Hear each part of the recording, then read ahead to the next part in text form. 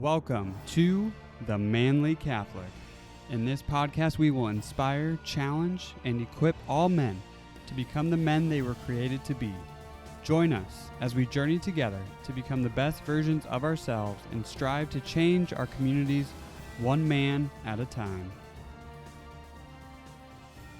Hello all, welcome to another episode of The Manly Catholic. This is James, your host, and with me tonight we have someone I'm very excited to speak with. We have Steve Kerekes. Steve, welcome to The Manly Catholic Podcast. Thank you so much. Great to be here. Yes, and Steve has been part of many organizations, but the main one that we're going to be discussing tonight is Scapulars.com, and I'm really excited to hear the story behind that. We'll dive into the history behind the scapular as well, and so much more. But before we get going, I want to start, as always, with the St. Michael prayer. So start in the name of the Father, and the Son, and the Holy Spirit. Amen. St. Michael the Archangel, defend us in battle. Be our protection against the wickedness and snares of the devil. May God rebuke him, we humbly pray. And do thou, O Prince of the heavenly host, by the power of God, cast in hell Satan and all the evil spirits who prowl about the world, seeking the ruin of souls. Amen. In the name of the Father, the Son, and the Holy Spirit. Amen. Steve, I only gave you like a 2-minute warning. But if you could be the patron saint of anything, what would it be and why? So I would actually love to be the patron saint of World Youth Day, given the impact that it's had on the youth of the church and the vocations in the church and the, I guess, the movement of the Holy Spirit that you can see when you bring the universal church together. And it's one of the other things that I do. You mentioned I do many things, but bringing young people to World Youth Day is kind of the cornerstone of what we do. Awesome. And how long have you been involved in World Youth Day? Well, I went as a young pilgrim in Denver in 1993. Met a beautiful girl there. We got married 8 months later. Yes, love it. So we've been married 30 years, and we have 9 children. Wonderful. Oh, that's amazing. I love hearing that. Well, we'll see. Like I mentioned, Scapulars.com is something that I know my family has loved. We have many of your guys' products, including the brown scapular, which I do want to flash here for you all. Oh, as it gets tangled up with my miraculous metal here. This did work well when we first started, but yeah, the brown scapular, which is just beautiful. But tell me a little bit about kind of what made you want to start a company like Scapulars.com, and I know a bit of the history behind it, but I'd love to hear more. Sure. Yeah, so really it started from 20 years of complaining about poor quality scapulars, breaking, my 9 children breaking scapulars left and right, burying them in the corners of my yard for, respectful disposal. So I was asking people left and right, why don't you make a good one, make a strong one? I was asking all these companies, and they said, yeah, good idea. And no one ever did it because it turns out it's pretty hard. It took, but really, the scapular started. I remember getting invested as a kid when I was, first communion, so 7 or 8 years old. And of course, promptly broke it within 2 weeks, probably climbing a tree or something. But it was sat there, and my mother had others, that were sitting there in her jewelry box. And when I went, when I was, 19, I went to Alaska to work in the fishing industry out in the Bering Sea. And I realized that that's a dangerous job. And I should probably bring some divine protection with me in case the ship goes down. And so I found one of those scapulars, and I brought it, and I put it on for that summer, and I haven't taken it off since. Oh, I love that. Well, I guess all good ideas come from children complaining enough to make the dad want to start something to fix the complaining, huh? He complained. Yeah, there you go. That too. Well, Steve, why don't you tell us too? I guess what drew you to the scapular in particular? Because I'm sure many of our listeners have heard about it, but I'm sure some have not. Like, what the heck is a scapular? What's the kind of the story and the significance behind it? Sure. So, well, I guess just on the broad level, what drew me to the scapular is that it's really the divine protection coming through Our Lady, which is a devotion that I've had since I was 18. Devotion to Our Lady. I learned how to pray the Rosary when I was probably 17, and had a pretty incredible pilgrimage experience when I was 18. And at that point, I didn't know really anything about the faith, kind of the typical upbringing without much knowledge in Catholicism, sure. Except I knew how to pray the Rosary. And I knew that this would lead me to the truth, lead me to Jesus. And so anything that had to do with Our Lady, I was all for it. So the scapular itself, also then a year later, thinking this is, it's divine protection through Our Lady. So anything to do with Our Lady, I was all for it. And so that kind of drew me to it initially. But the scapular has a fascinating history because it's unlike any other sacramental in the Catholic Church. And um, it goes back to the Carmelite order. The Carmelites were founded on Mount Carmel in the Holy Land during the time of the Crusades, but it wasn't the first time that Mount Carmel had been associated with divine interaction. I guess you could go back to 700 years before Christ when Elijah, the prophet, went to Mount Carmel to challenge the prophets of Baal. And there, he was the one priest of the true God, and there are 400 false priests or priests to the false god Baal, and they built two altars, and then they tried to call down the priests of Baal tried to call on their god to come and consume the sacrifice on the altar, and then Elijah waited all morning and kind of taunted them a bit, and you read this in the Old Testament. And then finally, it was his turn, and he calls down on God. He said, "Prove to them, show them that you're the true God, and bring your people back to you." And so the fire came down from heaven, consumed the sacrifice, consumed the altar, and consumed all the trench they had dug around it with all the water, and it just dried everything up and consumed everything. And the sacrifice was accepted by God. And so it didn't go well for the priests of Baal. They were killed at that point for being false prophets. So, but that place, Carmel, became a place. The monks went there after this time to prepare for the coming of the Messiah, with a particular devotion to the mother of the Messiah, which is interesting because I guess at that time, during the kingdom of David, you probably know this. The kingdom of David, the queen was not the wife of the king; it was the mother of the king. And so the queen mother was the queen of the kingdom. And so they had this devotion to the mother of the Messiah to come.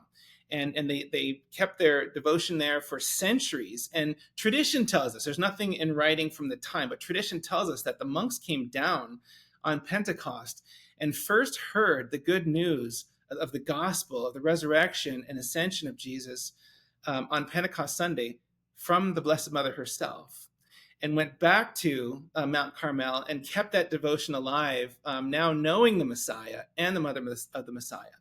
So in later centuries, the chapel was destroyed by invading Persians, and then later by the Muslims, and then finally by the time the Crusades came around 1000 or 1100, they established themselves again. St. Berthold, with a bunch of companion hermits, went up to Mount Carmel and established there this devotion to Our Lady of Mount Carmel. They actually called her Star of the Sea, because they had this Byzantine icon with Our Lady with a star on her mantle, and that's where the Star of the Sea comes from. That devotion. And when the Muslims came in and took over, they had to flee. They were all being massacred, so they went to England. And the order ended up in England. Now, there were a lot of other orders in the church at this time, the Franciscans and the Dominicans, and there were others, Augustinians. And Europeans didn't think we needed another order in the church. And so St. Simon Stock, who was the Father Prior General of the Carmelite order, asked Our Lady for special protection. He wrote the Flos Carmeli prayer, which is still prayed today, every day by the Carmelites, and asked Our Lady for special protection on the order. And this is when she appeared to him in England and gave him the brown scapular, which is actually part of a habit. It goes over the shoulders, covers the whole front and back, over a religious habit. And they still wear these. This is still the habit of the Carmelites. Other orders had scapulars as well, but they weren't brown scapulars. So she gave them the brown scapular and said, "Take this as the scapular of your order. Whoever dies wearing the scapular shall not suffer eternal fire. It's a sign of my protection." And so this was a very special blessing that he had been asking for. And what happened was, in those days, during the late Middle Ages, communities would be built around monasteries, and the local community would take on, in a sense, the spirituality of the order that they were closest to, or nearby. And the laity wanted to participate in this special protection. And when the monks were done with the scapulars, they get old, they put new ones on. They would cut little, I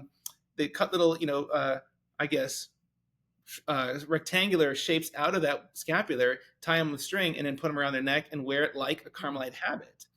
And it became, it spread very widely, very quickly across Europe as a popular devotion. And the Holy Father extended the privilege that was given to the Carmelites to all the faithful, so that everybody could wear the scapular, the devotional scapular, and receive the same protection of Our Lady. That's kind of the beginnings of the scapular. That's amazing. I love that. So I haven't heard all of the small little details like the Star of the Sea and a devotion to the Star of the Sea. That's awesome. And then the connection too with Mount Carmel, obviously with Elijah and the priest with Baal. That was, I forgot about that little connection between Mount Carmel and both in the Old Testament and nowadays, of course, too. Hello, everyone. Thank you so much for listening to that amazing episode. I just want to take a quick break to thank one of our sponsors, which is especially near and dear to my heart because it's all about coffee. For the best coffee for a great cause, we recommend Mystic Monk Coffee. Roasted with prayer by the Carmelite monks in Wyoming, Mystic Monk Coffee has the ultimate cup waiting for you. See more at mysticmonkcoffee.com. If you decide to support the podcast on our Patreon page at the $20 per month level, we will actually send you a bag of Mystic Monk Coffee for free. As you all know, one of our missions with the podcast is to help support our priests. So what better way to do that than to combine coffee with the priesthood? Go check out their website today. Again, that's mysticmonkcoffee.com. Thank you all so much for listening. Let's get back to that episode. And then Steve, so if someone wanted to get involved in the Brown Scapular, don't they have to be sort of enrolled in it, or can anyone just kind of get one from your site and put it on and get that protection as well? Sure. So, because the scapular is a miniature habit of the Carmelite order, when you go into an order and you receive the habit, there's a special ceremony, and they invest you in the habit. Now, this happens for religious, for nuns, for brothers, for any religious. They're invested in the scapular, and since you're taking on this devotion of the Carmelite order, you're actually being invested in the scapular. And so there's a prayer, an investment prayer that goes along with it. And this is what I received at First Holy Communion, as most people used to in the church. First Holy Communion, the priest would come in and he would lay a scapular around over everyone's neck and then pray the investiture prayer. And actually, the prayer card that comes with the scapular actually has the investiture prayer inside, so that all you have to do is take it to any priest or deacon, Catholic deacon, and ask them to invest you in the scapular. And you only have to be invested, like I said, once in your life. So that's awesome. That's kind of the that's the you can get this guy. People say, "Oh, you got to get them blessed." Well, you can. You certainly get them blessed, like anything else. But it's not the same thing as investment in the scapular. Right. Okay. Perfect. Thank you for clarifying that. And then I'm just looking too at the Sisters of Carmel. There's something called the Sabbatine privilege. Do you know Right. about that as well? Yes. So about 100 years, maybe less than 100 years after Our Lady gave the scapular to the Carmelites, there was a secondary devotion that the Pope himself, John the 22nd, introduced to the church. And it's called the Sabbatine privilege. That if you would wear that scapular devoutly and you would pray the little office of the Blessed Virgin, and you would, basically remain in that state of grace, Our Lady would come and deliver you the first Saturday after death from purgatory. So Saturday, so the Sabbatine privilege. And it's something that the church has decided over time. You can also, with permission from your priest, pray the rosary daily instead of pray the little office of the Blessed Virgin. But it's something that goes along with the scapular devotion itself. But it's a secondary privilege that goes with it. Very cool. Yeah, this is stuff again. I'm a convert, a Catholic convert. So hearing like I had never heard of the Brown Scapular or like Sure. the Sisters of Mount Carmel, their Carmelite order or anything. So all this too, I'm still learning and absorbing. So all this is fascinating information for me. And even just, perusing your guys' website as well. I did see too, there is Is there a difference between you have because you have the Marian crucifix and then you have Our Lady of Mount Carmel, and there's also a blue one as Sure. well. Do all of those? Do you mind just kind of briefly explaining Sure. the differences of those? Yeah, so there's a couple things. There are 17 scapulars, I believe, approved by the church. We only make and sell the brown scapular. So even those that have Gotcha. blue images on the front, the back is brown. So this is, whatever color that is, the Gotcha. wool is brown. So it's the brown scapular. And the images Okay. themselves actually didn't start appearing on the scapulars until about 300 years later in the 1500s with the Mm. reformation of the Carmelite order, St. John of the Cross, St. Teresa of Avila. There were they separated into the calced and discalced Carmelites. There's still two branches today, and each one of them had a unique crest, and they would put the crest on their scapular to designate which branch they belonged to. Mm. And so that's where the idea of images on the scapulars came from. And over the centuries, really any appropriate or holy image can be placed on the scapular in order to, just I guess for based on again, it has to be appropriate. It can't be your company logo or something like that. Yeah, Yeah, it'd probably be frowned upon, right? It kind of defeats the whole purpose of it. right. Yeah, Yeah. no Coca-Cola scapulars or whatever. Yeah, right. Absolutely. So let's go back into kind of okay, so I started the scapulars.com about 5 years ago, but 20 years in the making. So did you guys think it would kind of take off the way it has? And I wanted to ask you too, because you guys have a very cool story as well, where if you buy one, it says we give back as well. So maybe dive into that a little bit too, so our Sure. audience knows a little about the mission that you Yeah. guys do with it. No, I'd love to, and I'll talk about that in just a moment. I just still want to explain. I think I forgot to kind of explain how the devotion works because Oh, when sure. that Yeah. promise, the promise on the scapular, which says, whoever dies wearing the scapular shall not suffer eternal fire. And a lot of people have set aside the scapular in recent times, saying, "Well, that's kind of superstitious. That's obviously the scapular doesn't save you, right? Only the grace of God saves you." And this is true, but there's two sides to the scapular, and this was a scapular received by Saint Simon Stock from Our Lady in exchange for complete loyalty. And the complete loyalty Mm. is remaining in a state of grace, like staying close to the heart of God through the Blessed Mother, wearing the scapular, her garment of grace, sometimes it's called. And so then the question is, okay, well, wait a second. I have to remain in a state of grace, and that's hard. And the answer is, yeah, that is hard. But by wearing sacramentals, God gives us what's called actual grace. And actual grace is God's way of helping us hold up our end of the bargain. So he does his part always, right? We have to do our part, but he helps us do our part, which is always the way God it works with us. Like as long as we're willing, he works with us. And so it's not a get out of hell free card. You can't be Right. running around committing mortal sins, put on a scapular, die, and expect to, you it's not going to work or it's not going to Right. happen.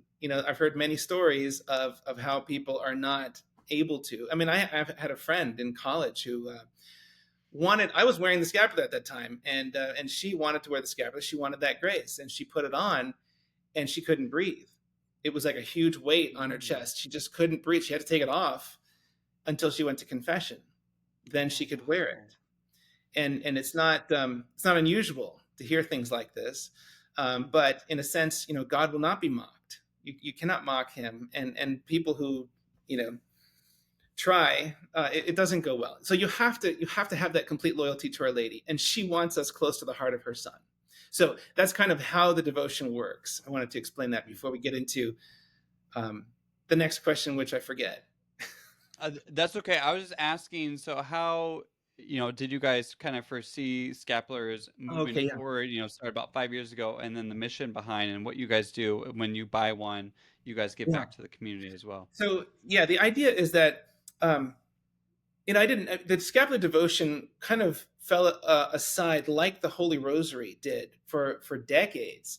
And really, if I was speaking to an elderly lady recently, and she said this, the Rosary was really, really frowned upon in the 70s and early 80s until John Paul II really brought it back and brought it back to the fore and actually wrote an apostolic letter on the Rosary, introduced new mysteries of the Rosary, in order to help revive the rosary devotion. And now the rosary devotion is very broad and very common and well known. And it really wasn't at that time, because after the Second Vatican Council, there was a lot of change. And some people suggested that it was just an old relic of the Middle Ages and should be set aside. Hmm. For what better? I don't know, but anyway, that's what they said. Along with the scapular and all the other devotions, right? Just toss them all. So, my thought was, um, someone really needs to help revive the scapular devotion, bring it back, because in our daily spiritual life, in the daily battle of our spiritual life, the rosary is our weapon of choice, right? It's our weapon of prayer, and the scapular is our shield, right? So with Hmm. our weapon and our shield, we go into the spiritual battle daily, and they really go hand in hand. And that's something that it really struck me, was spending a lot of time in Fatima. Brought a lot of people to Fatima over the years. In fact, last year for World Youth Day in Lisbon, we brought over 2,000 young people to Fatima and gave them all the scapular, and told them the story of Our Lady of Fatima, and how during the miracle of the sun, in 1917, I'm sure you've heard the story, how Our Lady appeared, and 70,000 people came to see, because they heard a miracle was going to happen. And it had rained all night before, and everything was soaking wet, muddy everywhere, and it was kind of a big disaster out there in the cova, which is a field where the children would graze their sheep. And so, during the miracle of the sun, Our Lady appeared, and the sun started spinning in the sky and started coming off of its foundation and went all over and started coming down. And many thought it was the end of the world. They thought that this is it. We're done. They started confessing their sins out loud just to get them out there. And so, Wow. um, and during that time, Our Lady had been appearing as Our Lady of the Rosary. She gave them the Rosary. She said, "Pray the Rosary every day." It's the only thing she said. All 6 apparitions, pray the Rosary every day. During the miracle of the sun, she appeared as Our Lady of Mount Carmel with the child Jesus, handing a scapular to the children. And Sister Lucia always said that these two devotions they're inseparable. They go hand in hand. So the Rosary has kind of a little bit of a shrouded beginnings in history. We say, Saint Dominic received the Rosary from Our Lady, but it also developed out of laity praying the Psalms. They didn't know the Psalms, so they just did the Hail Marys instead, right? The 50 Psalms 3 times around the Rosary.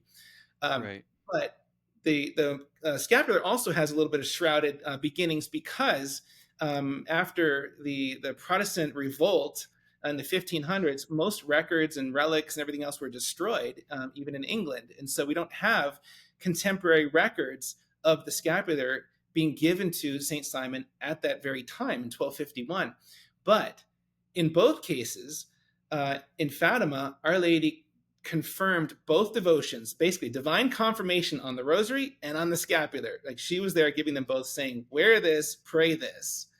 And what's really fascinating about Fatima is that the sun came down, and it was almost like fire coming from the sky, and it dried everything. It consumed all the water, dried everything up. And as soon as the sun went back up into the sky, everything was completely dry. And everyone realized that Hmm. this was just a huge miracle.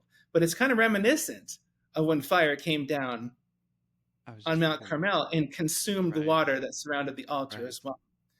So there is a connection, but it's a divine connection, and it's not necessarily historical. It's not directly related, but it's very curious that the same type of thing happened. Yeah, that is. Yeah, and I think I forgot that information, because I knew Mary would say pray the rosary every day, but I forgot that piece about the scapular.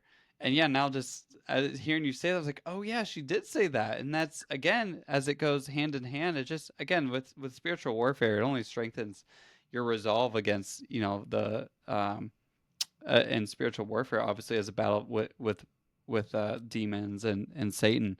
Hello, everyone. My name is Father Dominic Katiri with the Manly Catholic Podcast, and I'd like to take a moment with you just to talk about something that's dear to my heart.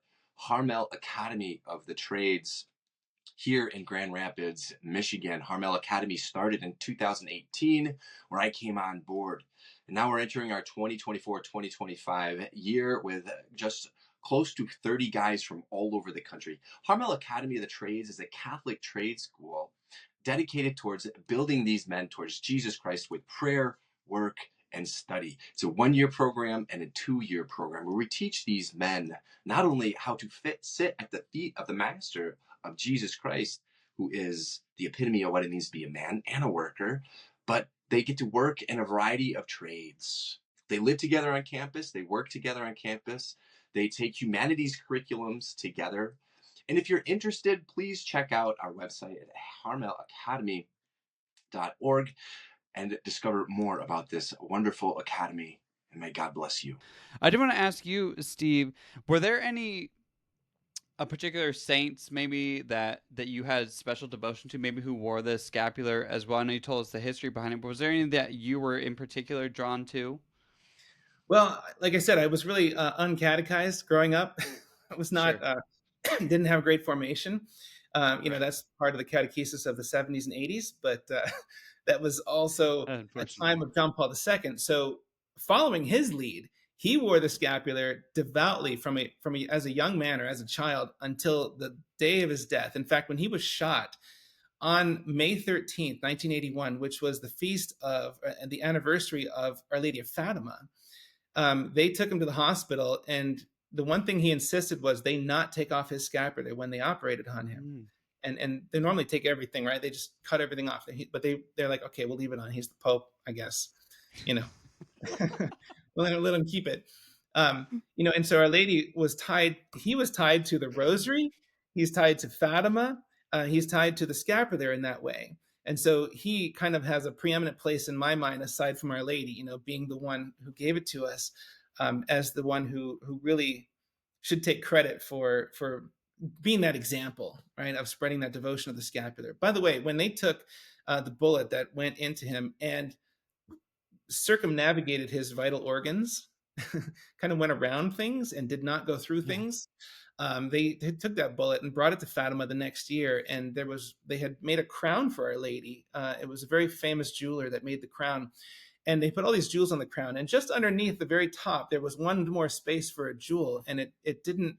They didn't have the jewel for it yet. And he brought the bullet there, and he looked at it, and he stuck it in there, and it fit perfectly into that crown, and it's still there today. Oh my gosh.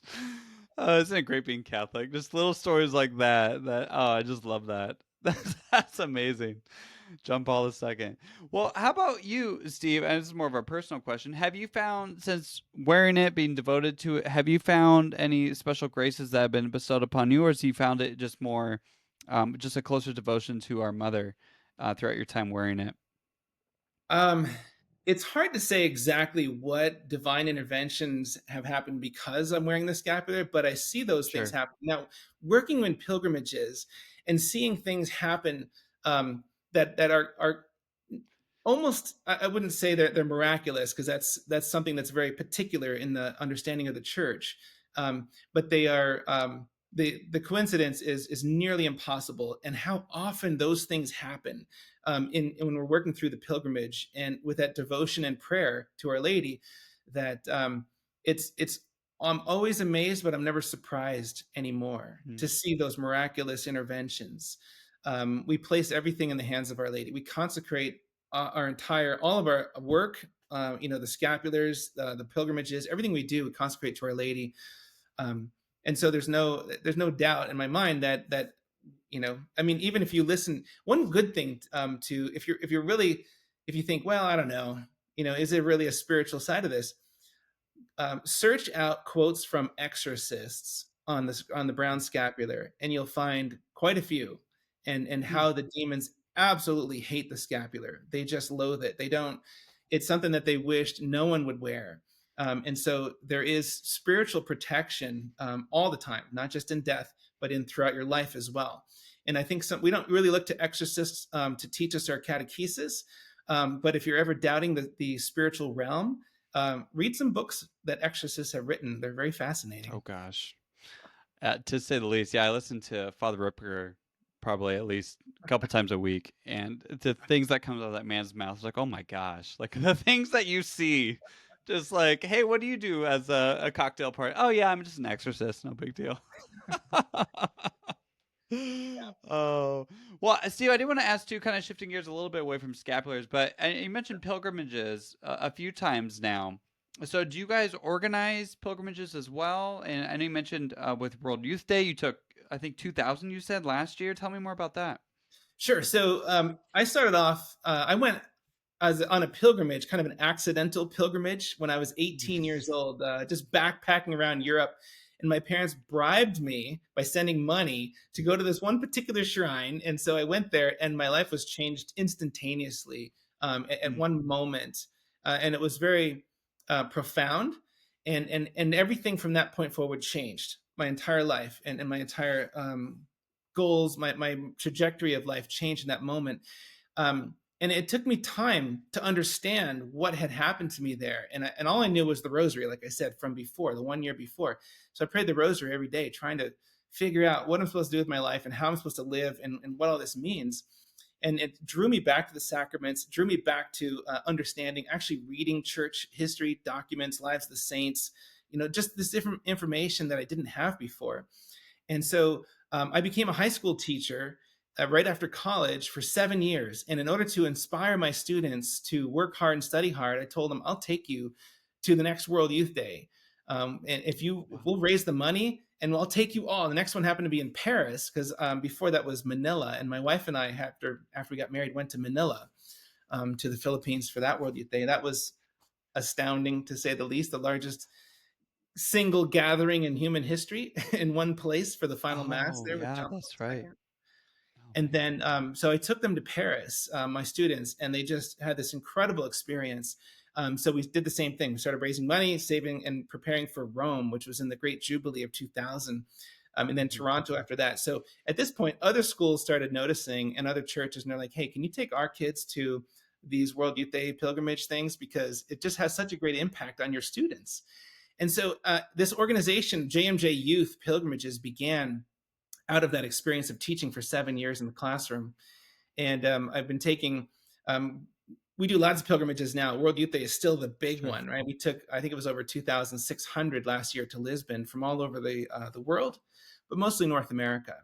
And so the pilgrimages are really interesting because you can teach somebody, you can teach young people in the classroom. You can have an impact. You have a favorite teacher. You remember this, this guy, this girl that actually had an impact on your life. But you take them out of the classroom and you give them your time, and they're not being paid for this. They're just giving of themselves. Right. And young people equate time with love quite often, so they see that you actually care, about them. And you take them out of their place into some other place, some holy place. You tell them the story, you recreate the drama of the history of that place, and it comes alive, and they never forget, because here they are in that place. And the only reason we really take them away and to somewhere else is just to open their hearts, and to open their minds to listen. And really, what they're looking for is confirmation more than information. So you take them to France or to Rome or somewhere, and you start talking about the history, and you go through like the third, fourth, fifth king, emperor, whatever. It's just too much. Like you lose them, right? But you tell them, you recreate one or two stories, the drama of that moment, and you bring to life the faith and things that change the world. And they're listening less to what you're saying and more perceiving whether or not you believe.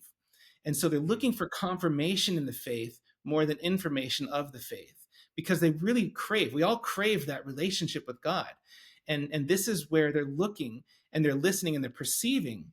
And so the pilgrimages can be very powerful because there's extra graces available on pilgrimage. And so our job is to help bring them to that point and teach them how to open their hearts to the grace of God, because we can't force it, we can't change them, we can't do anything, but we can bring them to that point, and then we can teach them how to open their hearts. And this is what we do on pilgrimage. Gosh, I love that. Yeah, and I know Father Dom, who's the uh, priest I started this podcast with. He actually just went to. It was actually a Marian pilgrimage, and they went to Our Lady of Fatima and Our Lady of Lourdes as well. But he was saying, because he's been to the Holy Land as well, but the same thing, just going to these places that you just hear about. And again, you can recite like the whole history of it and all the facts about it, but actually being there, like in the flesh, and like feeling like, oh my gosh, like Jesus walked this area at one point in his life too. It just, there's nothing beats that of being the actual like dirt, smells and everything around it too. And pilgrimages too, like you said, just great. Obviously you met your wife at World Youth Day, but I know like Matt Frad with Pisces Aquinas, he has World Youth Day as well. I think his was I forgot which one he went to, Rome, I think, but or maybe it was before that, but he had a life changing experience too. But yeah, like you said, just showing that you care, and I love that you said it's the confirmation, not the information, especially with young people, who are craving that so much, like you said as well nowadays, especially you who've taught, for so many years with that. And I did want to ask you as well, how if someone is interested in going on like a pilgrimage with you guys, do you guys have a way to do that, or is it just with certain organizations that you guys partner with? How would that work if someone was interested in that? Sure. So we mostly do groups, but we have certain events where we'll do kind of a united pilgrimage. So next year is a jubilee. It's an ordinary jubilee where Right. the Holy Father has declared a year of mercy from the Lord, and the holy doors will open in the four major basilicas of Rome. And also, each diocese will likely have their own pilgrimage sites, like different churches they'll choose in the diocese. Our diocese here in Phoenix just made those announcements, I think, this week, which churches you can go to on a pilgrimage to receive those jubilee Nice. graces and indulgences. So in Rome, though, it's a kind of a special thing. They open up the holy doors in the major basilicas, and this only happens during the jubilee. And so we have the Jubilee of the Youth is happening end of July, early August next year, and that's actually similar to World Youth Day. They're not calling it the same thing because they don't have the same program, but they do have an opening mass on Tuesday and then a vigil on the weekend where everyone goes out to spend the evening with the Holy Father, sleep outside on the ground, get up in the morning for morning mass, and then pilgrimage back into the city of Rome. But during that time, during the week, we'll be visiting all the basilicas and minor churches and things on a almost like a continuous pilgrimage for that week. So anyone can join that pilgrimage in our united groups. If you're a young adult, we've got a group for them. If you're a minor and you want to come with a chaperone or your youth minister and a few young people, they have another group for the kind of the mixed group there. But mostly we're working with parishes, dioceses, universities, movements that come with a group, and we organize for the whole group. And Awesome. it's same as true with our united groups for World Youth Day. The next World Youth Day is in Seoul, South Korea, That's right. Okay. 27 summer of 27. Is World Youth Day, is that every 3 years, Steve? Typically? It's every 2, 3, or 4, depending on what's happening in the world and how the Holy Father, Fair enough. what he feels like. It's not the Olympics where it's every 4 years. No, no, it's much more Italian in their planning. We'll make it 3 years this time, or now it's still 4. We'll figure it out later. I kind of have this sense that after traveling around the world, so many countries and meeting so many people and seeing the faith in different countries and how the faith is lived out, I kind of have the impression that God thinks like an Italian. Things are not as rigid as you might want over here. They're not as loose as they might be over there, but there's a lot of mercy and grace involved, but there's still rules. And if he wasn't thinking like an Italian, he wouldn't have put the church in Rome. Oh, I love that. I have not been to Rome or Italy, so I need to go there at some point. My wife has been. I'm a little jealous that she's been and not me, but that was at another life. But Steve, tell us more about where we can get in touch with you, more about scapulars, and because I know I wanted to touch base too. It's not just scapulars that you guys have. You guys have medals, keychains. You guys have rosaries as well, which are also Yeah. not only for adults but children as well. Yeah, anything else you want to share about your scapulars and yourself before we let you go? Yeah, so we have a whole range of scapulars now, different images. They're all brown scapulars. We've been making rosaries for decades. We were doing cord rosaries. Now we're making beaded rosaries and have them on this site. We also do medals because the scapulars all come. I don't know if you noticed this, but there's a pocket in every scapular. So these scapulars are made really to last, right? We use merino wool, which is very soft. It's not felted wool like most scapulars are kind of irritating, or they're not very soft. So this is very soft. We use paracord. It's very strong. It's stitched in like crazy. It's not going to come out. You can sit there, yank on it. It's not going to break like it did when I was a kid. And each end of the regular size, not the minis, but the regular ones, it has this pocket in there where you can put your medal inside, so it doesn't get tangled like Okay. yours Yeah. with your miraculous Yeah. medal. So the one I've been wearing for years now has that miraculous medal inside, and the Saint Benedict medal on the other side. Oh, all So we right. sell Well, those I medals just as learned well. something new. So you can put those in there. But we kind of looked at the scapular and say, what are the 3 or 4 most common problems or complaints, and tried to solve all of them at once. So scapulars.com is the website. It's plural, scapulars.com. And we launched on the Feast of Our Lady of Fatima, October 13th, 5 years ago in 2019. And so I thought what we'd do is we'd set up a discount code for anyone listening to this podcast. So if you type in Manly Catholic with no spaces, Manly Catholic at checkout, you get a discount on anything you buy from the website.